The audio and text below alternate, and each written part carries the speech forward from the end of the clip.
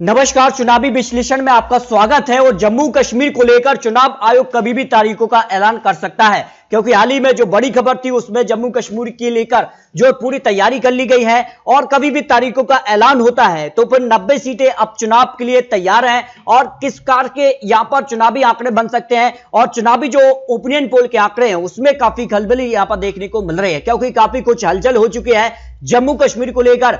अब गृह मंत्री मिशन जम्मू कश्मीर को लेकर है, तो जम्मू कश्मीर को लेकर विधानसभा चुनाव पर किसका पलड़ा भारी नजर आ रहा है।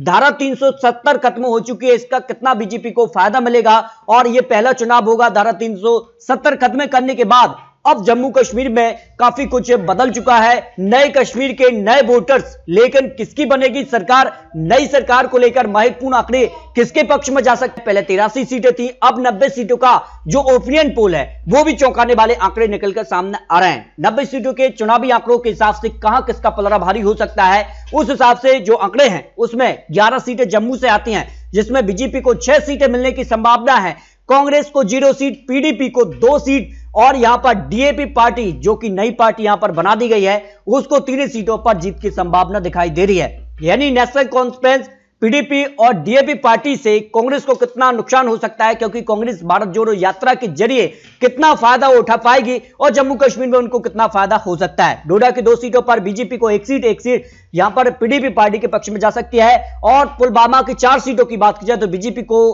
3 सीटें, यहां पर पीडीपी को 1 सीट पर जीत की संभावना दिखाई दे रही है। जबकि अगर बात की जाए बड़ग्राम की, यहां पर 5 सीटों में से बीजेपी को सबसे ज्यादा 4 सीट यहां पर मिलने की संभावना है, कांग्रेस 0 सीट, पीडीपी को 1 सीट और यहां पर डीएपी पार्टी को भी यहां पर 0 सीट की संभावना दिखाई दे रही है। बांदीपुरी की 3 सीटों में बीजेपी को 2 सीट की संभावना दिखाई दे रही है, पीडीपी को 1 सीट पर जीत की संभावना हो सकती है।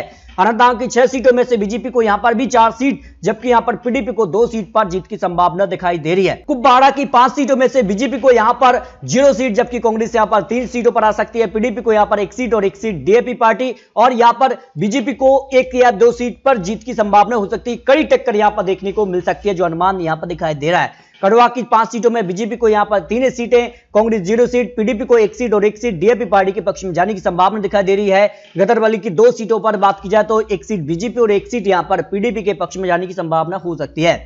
बीजेपी को अगर बात की जाए सांबा में भी 2 सीटों में से 1 सीट मिल सकती है, 1 सीट यहां पर डीएपी पार्टी के पक्ष में जाने की संभावना दिखाई दे रही है। यानी फारूक अब्दुल्ला के चुनावी मैदान में उतरने से कांग्रेस को नुकसान हो सकता है। रामबाग की 2 सीटों की बात की जाए तो यहां पर बीजेपी को 1 सीट और 1 सीट डीएपी पार्टी के पक्ष में जा सकती है।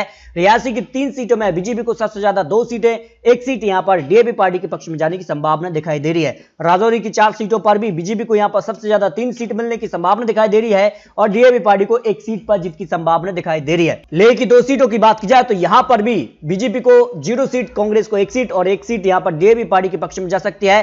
श्रीनगर की 8 सीटों में बात की जाए तो बीजेपी को यहां पर 6 सीट और कांग्रेस 0 सीट, डीएपी पार्टी को 1 सीट और 1 सीट यहां पर पीडीपी के पक्ष में जाने की संभावना दिखाई दे रही है। सोपिया की 2 सीट की बात की जाए तो बीजेपी को यहां पर 1 सीट यहां पर डीएपी पार्टी के पक्ष में जाने की संभावना दिखाई दे रही है। इस तरह से अगर बात की जाए तो जम्मू कश्मीर को जोड़कर जो लेटेस्ट सर्वे है उस हिसाब से 90 सीटों में से भारतीय जनता पार्टी को 45 से 51 सीट की संभावना दिखाई दे रही है। यानी पूर्ण बहुमत का आंकड़ा जम्मू कश्मीर में आज विधानसभा चुनाव होता है तो फिर बीजेपी को जा सकता है, जो अनुमान लगाया जा रहा है, क्योंकि काफी कुछ बदलाव जम्मू कश्मीर में हो चुके हैं और इसका फायदा बीजेपी को मिल सकता है। कांग्रेस को 0 से 6 सीट, पीडीपी को यहां पर, जिसमें नेशनल कॉन्फ्रेंस भी हो सकती है, गठबंधन यहां पर हो सकता है, उसको 19 सीटें, जबकि यहां पर डीएपी पार्टी जो नई पार्टी फारूक अब्दुल्ला ने बनाई है वो 11 सीटों पर आ सकती है। यानी बात की जाए तो जम्मू कश्मीर विधानसभा चुनाव को लेकर जो ओपिनियन पोल के आंकड़े हैं उस हिसाब से भारतीय जनता पार्टी को बहुमत का आंकड़ा मिल सकता है। लेकिन आपको बता दें, चुनावी आंकड़े, चुनावी अनुमान है,